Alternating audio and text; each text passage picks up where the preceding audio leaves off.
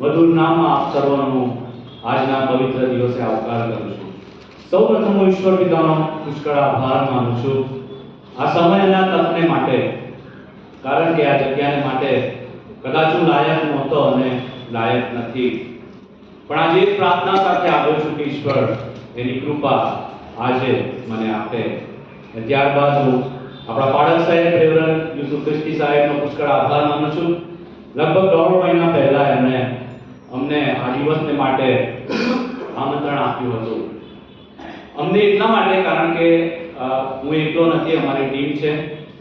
મારી સાથે નિલેશ અરનેશ છે, મારો મિત્ર છે, અને અમે લોકો અલગ અલગ મંડળીઓમાં અને અલગ અલગ ડિસ્ટ્રિક્ટમાં જઈને ભજન સંગીતના ગીતોના ઓરિજિનલ રાગ શીખવવાની સેવા કરીએ છીએ.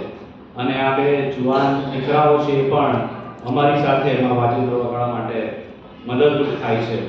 અને જ્યારે પાડક સાહેબ સાથે વાત થતી હતી ત્યારે અમે એમને પણ કહ્યું કે બીજો ઓપ્શન પણ છે આજના દિવસને માટે. પણ પાડક સાહેબે અમને એક જ વાત કહી, અને તો એ કે મને તમારા બંને ભાઈઓ ઉપર પ્રેમ છે. અને સાહેબ, તમારા પ્રેમને લાગણી માટે અમે પુષ્કળ આભાર માનીએ છીએ. ત્યારબાદ ક્વાયરના ડાયરેક્ટર મનીષાબેન એ પણ લગભગ 1.5 મહિનાથી અમારા સંપર્કમાં હતા, અને ક્વાયર કેવી રીતે કરીશું, ગીતો કયા કરીશું, પ્રેક્ટિસ ક્યારથી સ્ટાર્ટ કરીશું, મ્યુઝિક કોણ વગાડશે, અને ઘણી બધી બાબતોનું ડિસ્કશન એમની સાથે અત્યાર સુધી થયું. અને એમનો પણ હું આભાર માનું છું કે આજના દિવસે અમને અહીંયા આમંત્રણ આપવામાં આવ્યું. અને સાથે સાથે હું પાસ્ટરેટ કમિટીનો આભારી છું કે આજનો દિવસ ઉજવવા માટે અમને ક્વાયરને પરમિશન આપવામાં આવી. આજે હું સૌપ્રથમ એક પ્રશ્ન તમને પૂછવા માંગુ છું. આજનું મારું જે મનન છે એ પ્રશ્નોથી ભરેલું છે, અને એટલે આજે મારી સાથે સાથે તમારે પણ એલર્ટ રહેવું પડશે. અને મારો પ્રથમ પ્રશ્ન તો એ છે કે તમે મને કદી બોલતા સાંભળ્યો છે? એટલે પ્રભુનું વચન આપતા સાંભળ્યો છે? નથી સાંભળ્યો. ગીત ગાતા સાંભળ્યો છે? યસ, સાંભળ્યો છે. બાઇબલ એવું કહે છે કે જે જોયા વગર વિશ્વાસ કરે છે એને ધન્ય છે, પણ તમે તો જોયા વગર અને મને સાંભળ્યા વગર મારી પર વિશ્વાસ મૂક્યો છે. માટે ફરી એકવાર ક્વાયરની ટીમનો અને પાડક સાહેબ તમારો પુષ્કળ આભાર માનું છું.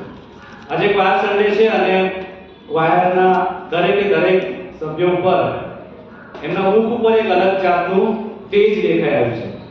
ગઈકાલ અમે પ્રેક્ટિસમાં મળ્યા, પણ પ્રેક્ટિસ થોડી મોડી ચાલુ થઈ, અને એનું કારણ એવું હતું કે ભાઈઓ શોટ લેવા ગયા. એટલે તમે વિચારી શકો, ઘરમાં એક લગ્નનો પ્રસંગ હોય અને દરેકના જીવનોમાં કેટલો ઉત્સાહ હોય છે, એ રીતે એ ઉત્સાહ સાથે આ ક્વાયર સન્ડેની ઉજવણી થઈ રહી છે. અને આજે દરેક સભ્યોને મારા તરફથી અને ખાસ નિલેશભાઈએ પણ તમને શુભેચ્છા પાઠવી છે. તમારા દરેકના મુખ પર અલગ જાતની ખુશી, અલગ જાતનું એક્સાઇટમેન્ટ અત્યારે હું જોઈ રહ્યો છું, અને આજના દિવસની તમને મારા તરફથી પુષ્કળ શુભેચ્છા છે. આજે ક્વાયર સન્ડે છે અને ક્વાયર સન્ડેના દિવસે ક્વાયર વિશે થોડી બાબતો આપણે પ્રભુના વચનમાંથી જોવા માંગીએ છીએ. અને સૌપ્રથમ તો મેં એમાં 3 પોઈન્ટ લીધા છે, અને એમાં ક્વાયર એટલે શું, અને ક્વાયરની ઉત્પત્તિ કેવી રીતે થઈ, અને બીજું એ છે કે ક્વાયરમાં સ્તુતિ આરાધનાનું મહત્વ, અને ત્રીજું છે કે સ્વર્ગીય ક્વાયર. આ 3 બાબત પર આજે આપણે ટૂંકાણમાં સમજવા પ્રયત્ન કરીશું. અને ક્વાયર સન્ડેના દિવસે તમને એવું થશે કે આજે બધું જ વચન ક્વાયરના માટે હશે, પણ વાદકો આ બાઇબલનું જે વચન છે એ કોઈ પર્ટિક્યુલર એક કમિટી માટે કે કોઈ પર્ટિક્યુલર એક વ્યક્તિ માટે નથી, પણ આપણા દરેક જણ માટે છે. અને આજે ક્વાયર સન્ડેના દિવસે ક્વાયરમાં એક પ્રશ્ન થાય કે ક્વાયર એટલે શું? તમને થાય છે ક્વાયર એટલે શું? વિચાર્યું છે ઊંડાણમાં? આજે આપણે સમજીએ. મને પણ પ્રશ્ન થતો હતો કે ક્વાયર એટલે શું, અને સૌપ્રથમ એક વ્યાખ્યા મગજમાં આવે, અને તો એ કે ક્વાયર એટલે સારી રીતે ગાનાર અને સારી રીતે વગાડનાર વ્યક્તિઓનો સમૂહ, અને એને આપણે ક્વાયર કહીએ છીએ. આ સાચી વાત છે. પણ અત્યારે AI નો જમાનો છે, અને મેં ગૂગલને પૂછ્યું કે ક્વાયર એટલે શું. ગૂગલને મેં પૂછ્યું કે ક્વાયર એટલે શું, પણ એ પહેલા મેં શોધવા પ્રયત્ન કર્યો કે ઓર્કેસ્ટ્રા એટલે શું. કદાચ બહારના દુનિયા જે ક્રિશ્ચિયન નથી એ લોકો ક્વાયરને એક ઓર્કેસ્ટ્રા કહે છે, એક મ્યુઝિક બેન્ડ કહે છે. તો મેં શોધવા માટે પ્રયત્ન કર્યો કે આ અલગ અલગ જે વ્યાખ્યાઓ છે એની અંદર શું સમજવું છે.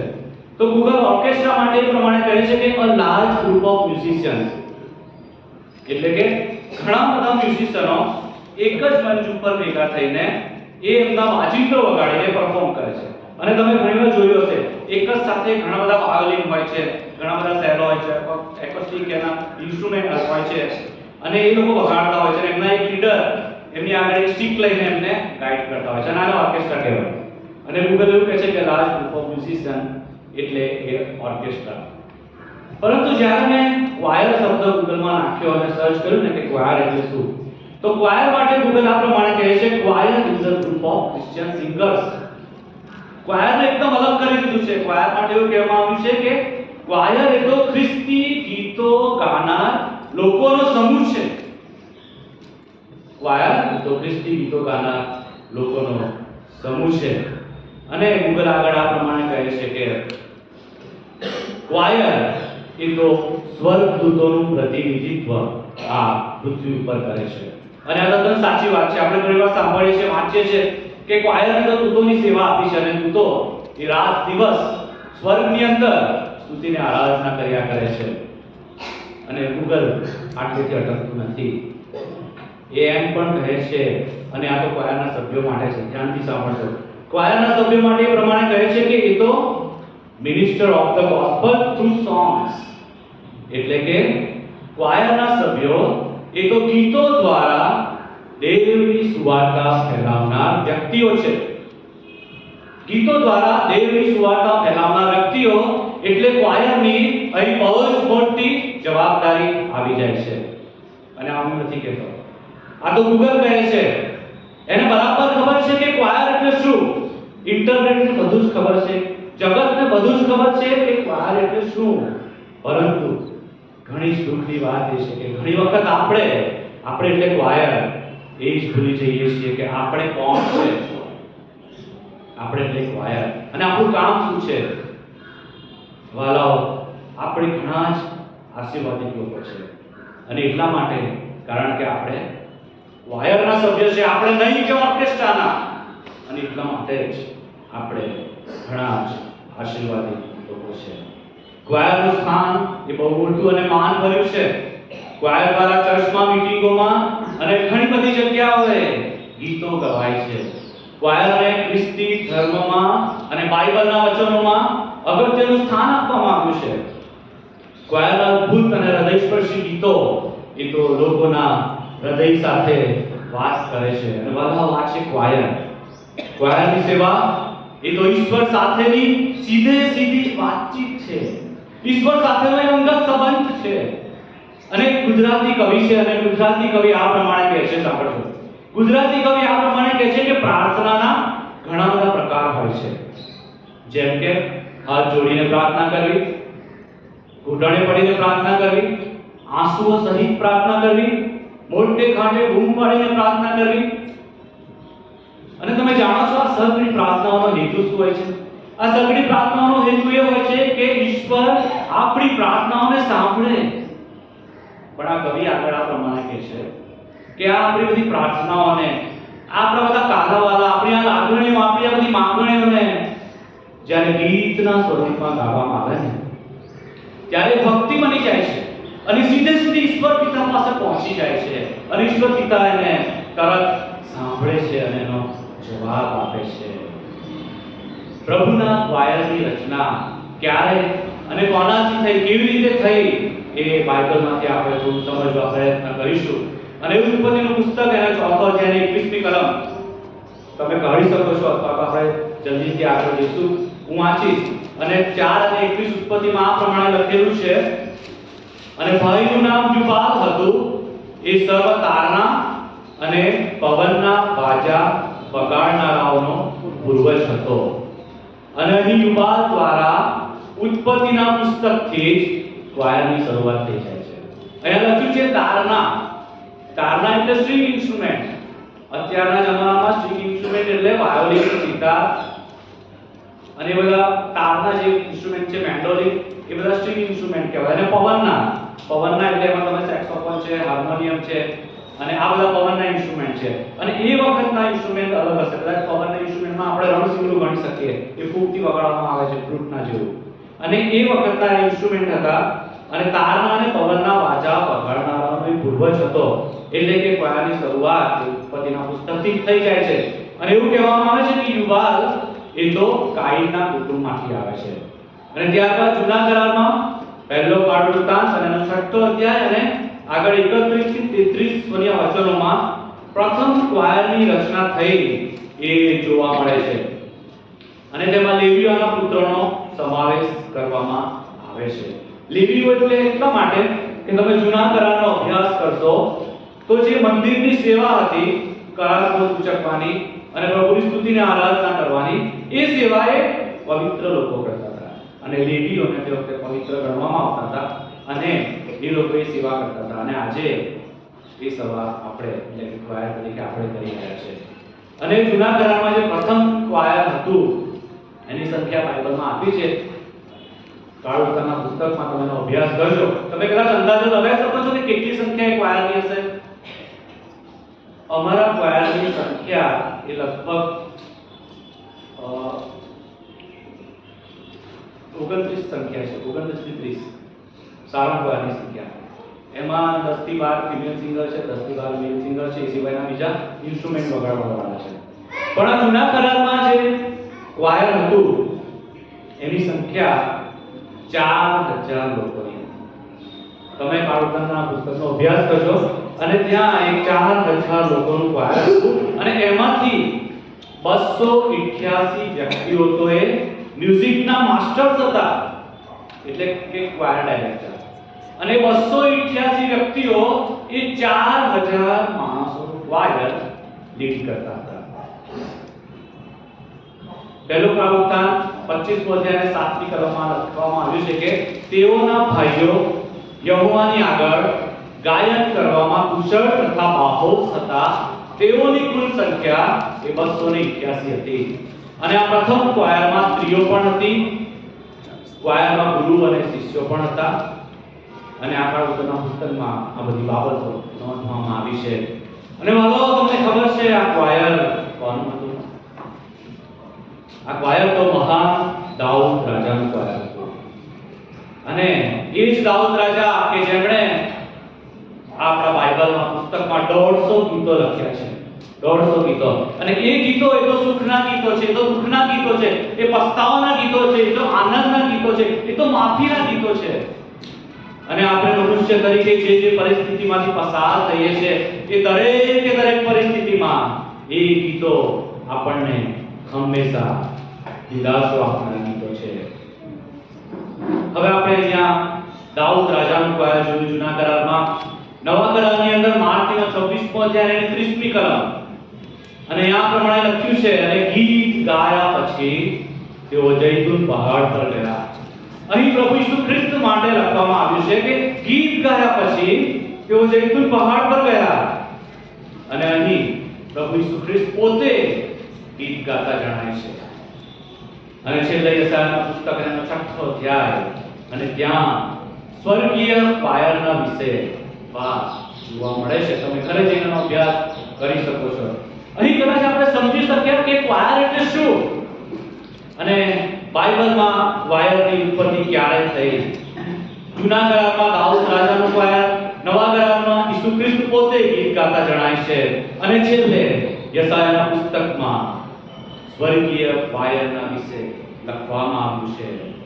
અને હવે આપણે ક્વાયરમાં વર્શિપનું શું મહત્વ છે, સ્તુતિ આરાધનાનું શું મહત્વ છે અને સ્વર્ગીય ક્વાયર વિશે આ વચનમાં સમજવા પ્રયત્ન કરીશું. તો બીજો પ્રશ્ન, આજે તમારે એલર્ટ રહેવાનું છે. તો બીજો પ્રશ્ન હવે થાય કે આપણે વર્શિપ શા માટે કરીએ છીએ? ક્વાયરનો પ્રશ્ન થાય છે. પહેલો પ્રશ્ન કે ક્વાયર એટલે શું અને ક્વાયરમાં હું વર્શિપ શા માટે કરું છું? તો એનું આપણે બાઇબલમાંથી સમજવા પ્રયત્ન કરીએ કે વર્શિપનું મહત્વ ક્વાયરમાં અને આપણા જીવનોમાં શું છે. તો હું જ્યારે આ વચનનો અભ્યાસ કરતો હતો અને ત્યારે ખબર પડી કે વર્શિપ એ તો સતત ચાલતી પ્રક્રિયા છે. અને તો અનંત કાળ સુધી રહેવાની છે અને અનંત કાળ સુધી ટકનાર એ વર્શિપ છે. એટલે જ આપણા જીવનોમાં આ વર્શિપનું મહત્વ એ ઘણું છે. વર્શિપ તો આપણું સર્જન થયું ને એ પહેલાથી જ અસ્તિત્વમાં હતી અને અત્યારે પણ આજે પણ એ સતત સ્વર્ગમાં કન્ટિન્યુ છે, ચાલુ છે અને અનંતકાળ સુધી એ ચાલુ જ રહેવાની છે. વર્શિપ એ તો સતત ચાલતી પ્રક્રિયા છે.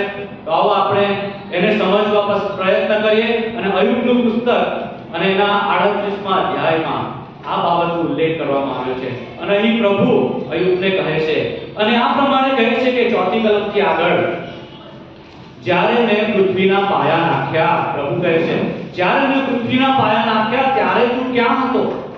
જો તને સમજણ હોય તો કહી દે, જો તું જાણતો હોય તો કહે. તેના માપ કોણે ઠરાવ્યા અને તેના માપવાની દોરી કોણે લંબાવી? સા ઉપર તેના પાયા સજળ બેસાડવામાં આવ્યા. જ્યારે પ્રભાતના તારાઓ ભેગા મળી ગાયન કરતા હતા અને સર્વ દેવદૂતો હર્ષનાદ કરતા હતા, તે દરમિયાન તેના ખૂણાનો પથ્થર કોણે બેસાડ્યો? પ્રભાતના તારા એ તો સ્વર્ગદૂતોનું કાવ્યાત્મક નામ છે અને અહીંયા એનો ઉલ્લેખ કરવામાં આવ્યો છે કે જ્યારે પૃથ્વીના પાયા નાખ્યા ત્યારે તું ક્યાં હતો? પણ અયુબ ક્યાં હતો? પણ લખવામાં આવ્યું છે કે પ્રભાતના તારાઓ ભેગા મળીને ત્યાં ગાયન કરતા હતા, સર્વ દેવદૂતો હર્ષનાદ કરતા હતા. એટલે કે દેવ બાપે પૃથ્વીનું સર્જન કર્યું. એટલે કે ઉત્પત્તિ 1 માં આપણે જ્યારે વાંચીએ છીએ કે અજવાળું ને અંધારું જુદા પાડવામાં આવ્યા, પાણીથી પાણીને જુદા પાડવામાં આવ્યું ને અંતરિક્ષ બનાવવામાં આવ્યું. અને જ્યારે આ સર્જન કરવામાં આવ્યું ને ત્યારે ત્યાં સ્વર્ગદૂતો હાજર હતા અને ત્યાં એ સ્તુતિ આરાધના હતી. એટલે કે આ પૃથ્વીનું સર્જન થયું, એની ઉત્પત્તિ થઈ, ક્રિએશન થયું. એ ક્રિએશન પહેલેથી જ ત્યાં દેવદૂતો હાજર હતા અને ત્યાં વર્શિપ પણ હતી. આજે 7 દિવસની ઉત્પત્તિ કરવામાં આવી, એમાં તમે ધ્યાનથી વાંચો. એમાં એવું લખવામાં આવ્યું છે કે દૂતોને બનાવવામાં આવ્યા. આવ્યું છે તમારા સાંભળમાં આવ્યું? આખું બાઇબલનો અભ્યાસ કરજો. એમાં કોઈ જગ્યાએ તમને એવું મળશે કે દૂતોને બનાવવામાં આવ્યા, આ સમયે બનાવવામાં આવ્યા?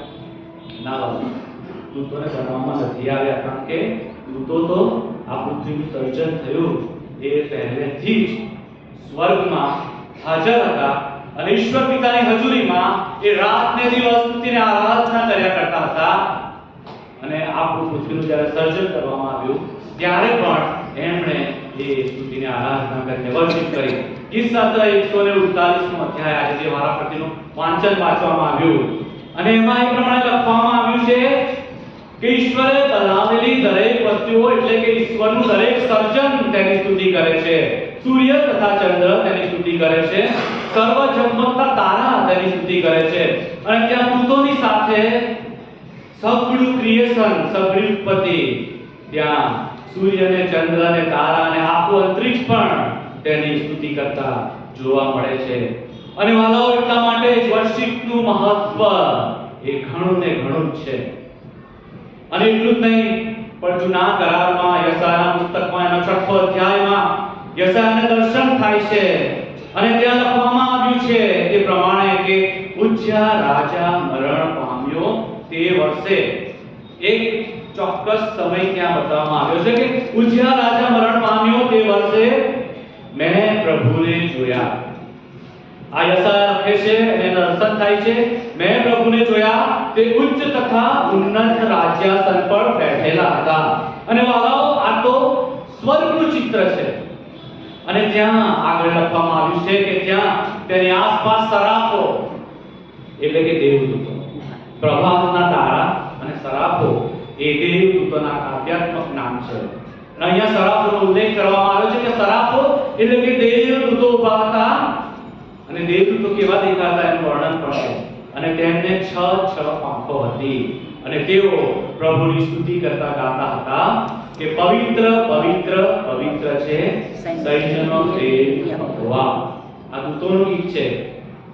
એટલે કે જૂના કરારમાં પણ એ દેવદૂતો સ્વર્ગમાં સ્તુતિ કરતા જોવા મળે છે.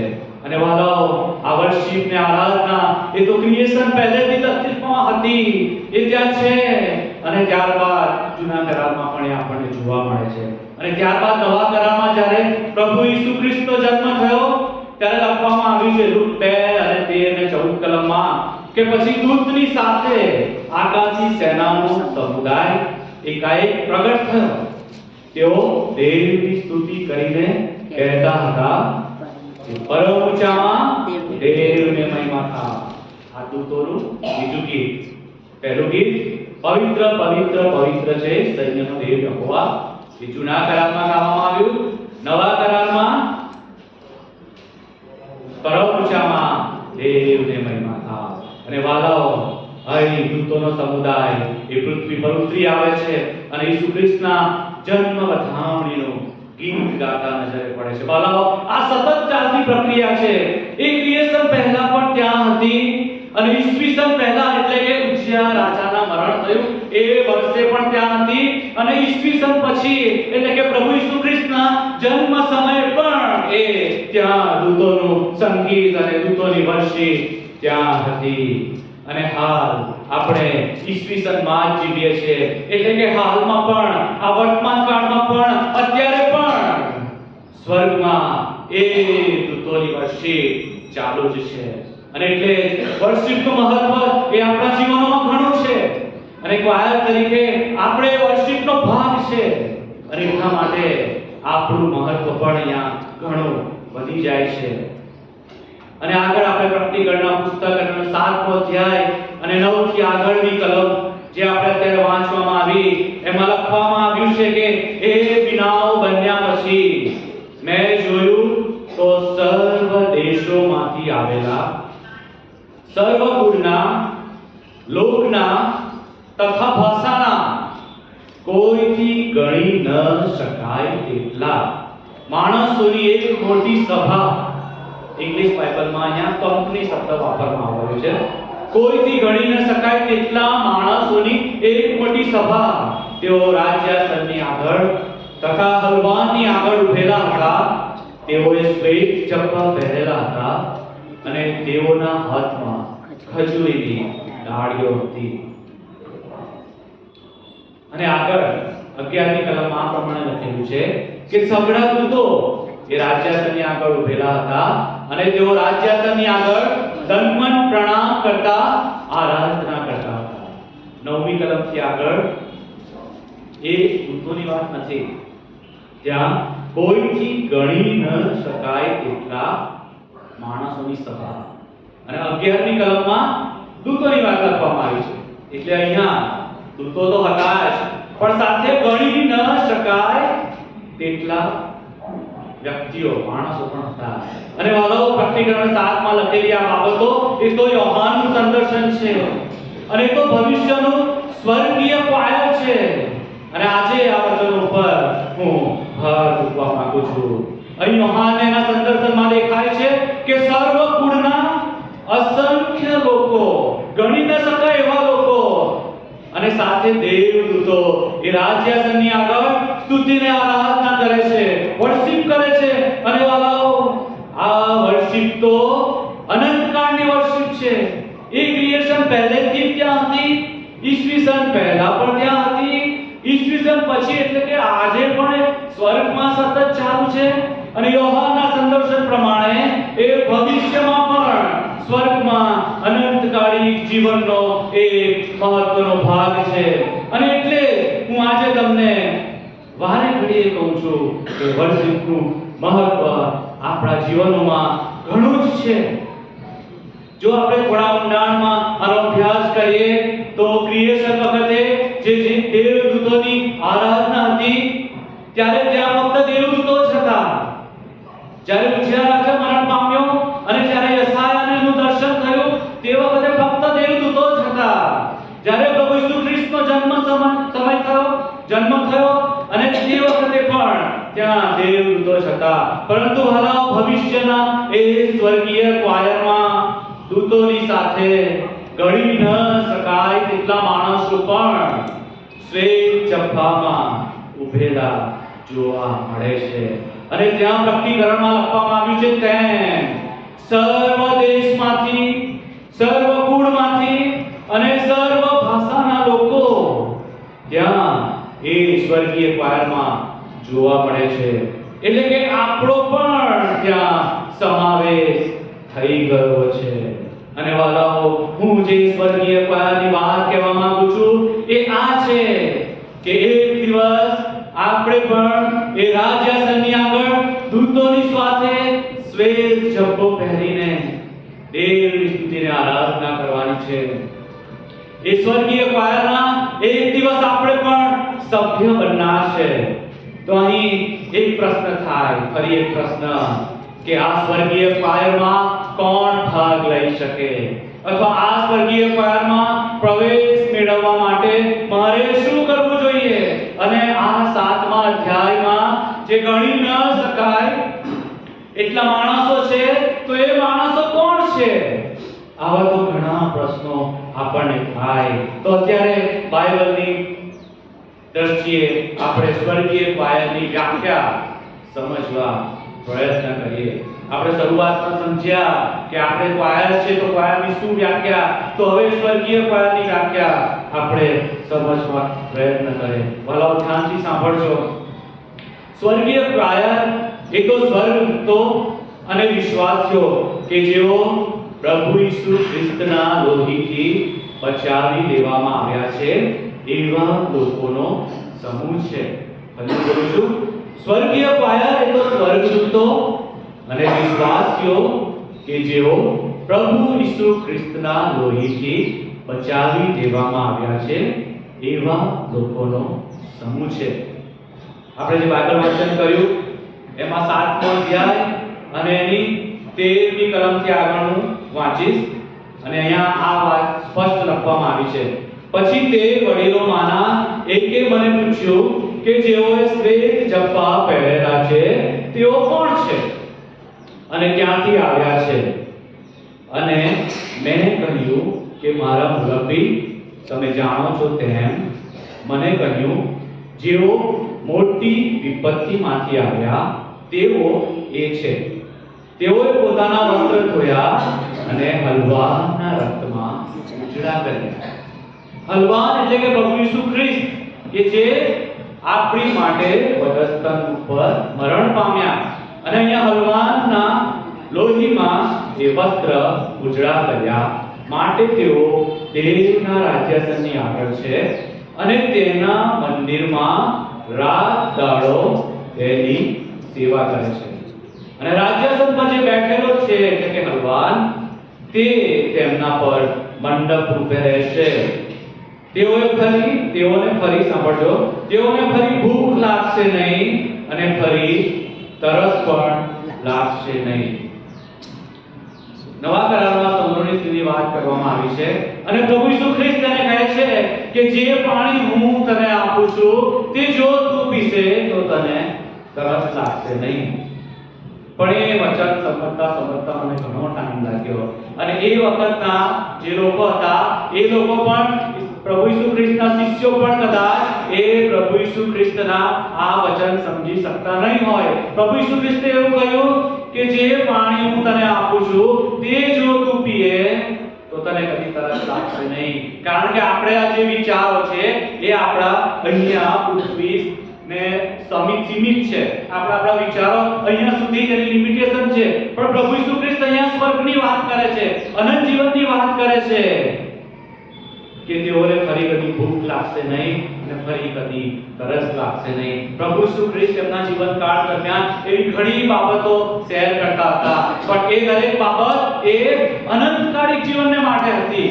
અને જ્યારે આપણે એનો ઊંડાણમાં અભ્યાસ કરીએ ત્યારે આપણે એ સમજવા આપણને ખબર પડે છે. અને આગળ લખ્યું છે કેમ કે રાજ્યાસનની મધ્યે જે હલવાન છે તે તેઓનો પાડક થશે અને જીવનના પાણીના ઝરાઓ પાસે તેઓને દોરી લઈ જશે અને દેવ તેઓની આંખોમાંથી દરેક પ્રત્યેક આંસુ લોહી નાખશે.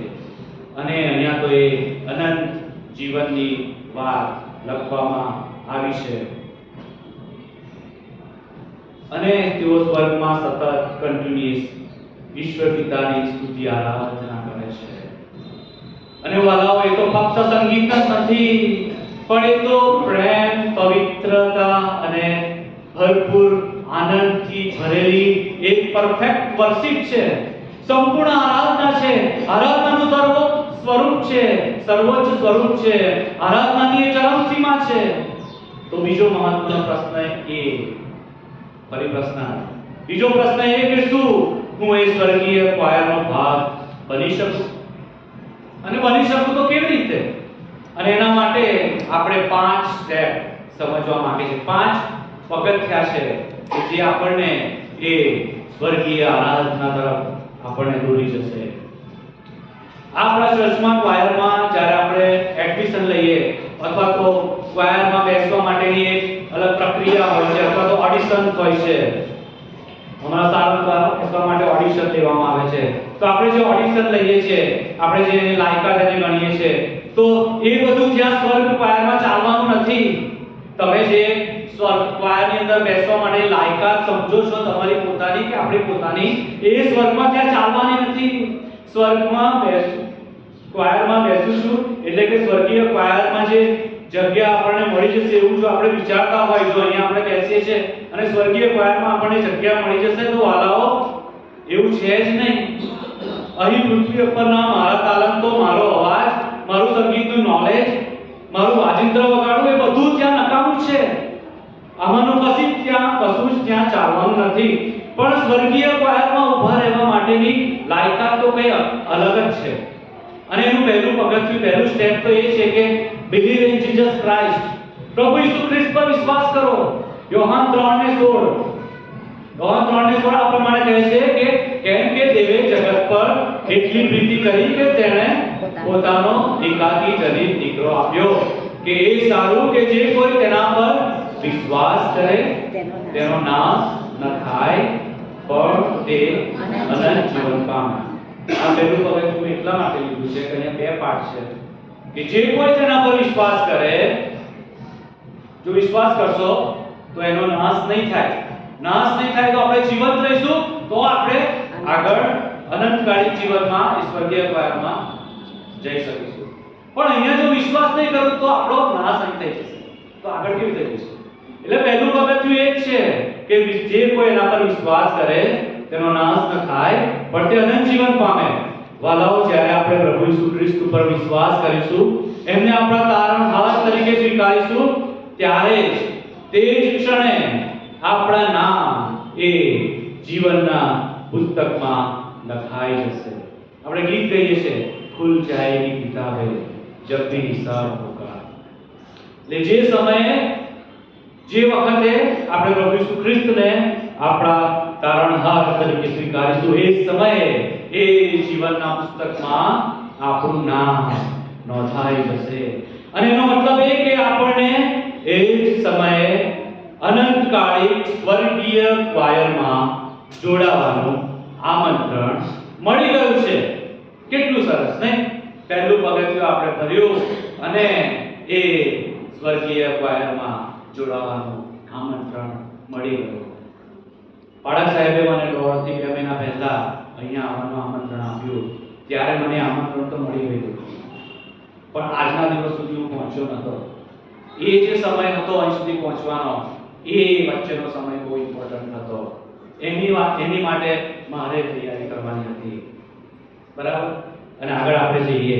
અને વાલાઓ, સ્વર્ગીય ક્વાયર એ તો હલવાના લોહીથી શુદ્ધ કરાયેલા લોકોથી બનેલું છે. વાલાઓ, યોહાન 14:16 આપણને કહે છે કે માર્ગ, સત્ય તથા જીવન હું છું, મારા વિના દેવની પાસે કોઈ આવતું નથી. પ્રભુ ઈસુ દ્વારા આપણને આપણા પાપોની માફી મળે છે અને અનંત જીવન મળે છે, અને એ આપણને સ્વર્ગીય ક્વાયરમાં એન્ટ્રી અપાવે છે. પ્રભુ ઈસુ પર વિશ્વાસ કરવાથી આપણને સ્વર્ગીય ક્વાયરનું આમંત્રણ તો મળી જ ગયું છે, પરંતુ હજુ સુધી આપણે ત્યાં સુધી પહોંચ્યા નથી. તો એની માટે હવે શું કરવાનું? તો આગળ બીજો સ્ટેપ, આત્માથી અને સત્યતાથી દેવનું ભજન કરો. આત્માથી અને સત્યતાથી દેવનું ભજન કરો. યોહાન 4:23 ને 24 આપણને કહે છે કે આત્માથી અને સત્યતાથી ભજનારાઓને દેવ શોધે છે. બરાબર?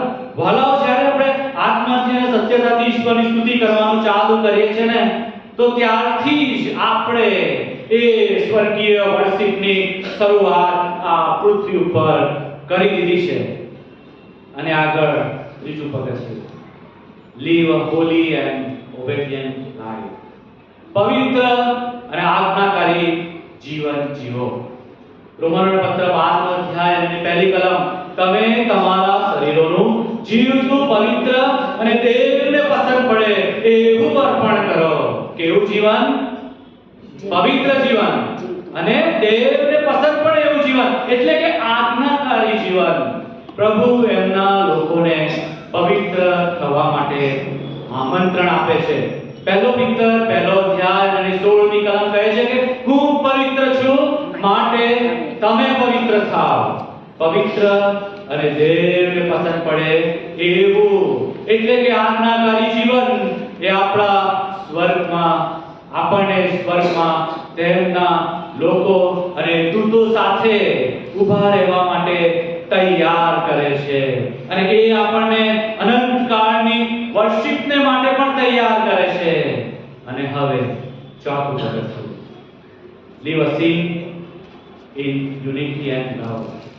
એકતા એટલે કે યુનિટી, આનંદ અને પ્રેમ સાથે જીવન જીવો અને પ્રભુની સ્તુતિ કરો. યુનિટી એટલે શું? એકતા એટલે શું?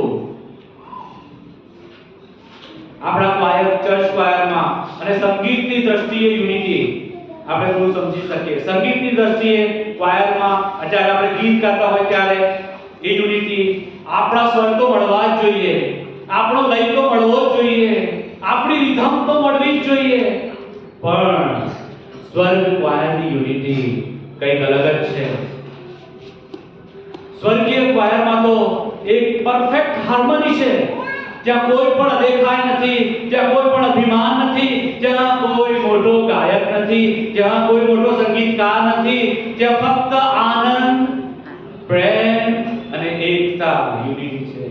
ગીતશાસ્ત્ર 133 અને 1 આપણને કહે છે કે ભાઈઓ, સંપીને રહે તે કેટલું સારું અને શોભાયમાન છે.